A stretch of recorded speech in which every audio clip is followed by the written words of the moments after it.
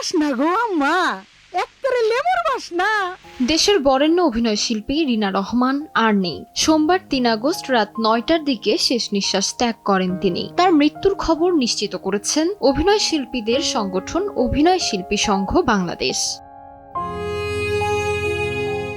সংগঠনটির পক্ষ থেকে সামাজিক মাধ্যমে প্রকাশিত এক শোক বার্তায় রিনা রহমানের বিদেহী আত্মার মাগফিরাত কামনা করা হয় এবং শোক সন্তপ্ত পরিবারের প্রতি গভীর সমবেদনা জানানো হয়। জানা গেছে, দীর্ঘদিন ধরে নানা শারীরিক জটিলতায় ভুগছিলেন এই গুণী অভিনেত্রী।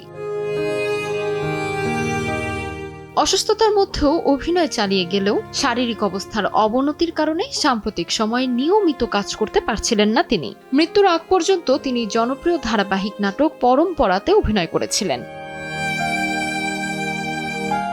দীর্ঘ কয়েক দশকের অভিনয় জীবনে টেলিভিশন নাটক, চলচ্চিত্র ও মঞ্চে অসংখ্য স্মরণীয় চরিত্রে অভিনয় করে দর্শকের হৃদয়ে স্থায়ী জায়গা করে নিয়েছেন রিনা রহমান। তার উল্লেখযোগ্য কাজের মধ্যে রয়েছে বিটিভির কালজয়ী নাটক সংসপ্তক, চলচ্চিত্র ঠিকানা এবং জনপ্রিয় ধারাবাহিক মান অভিমান।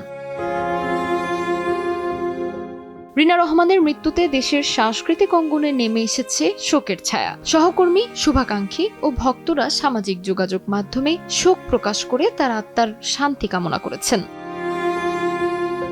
তাসমিলা খান, সময় সংবাদ।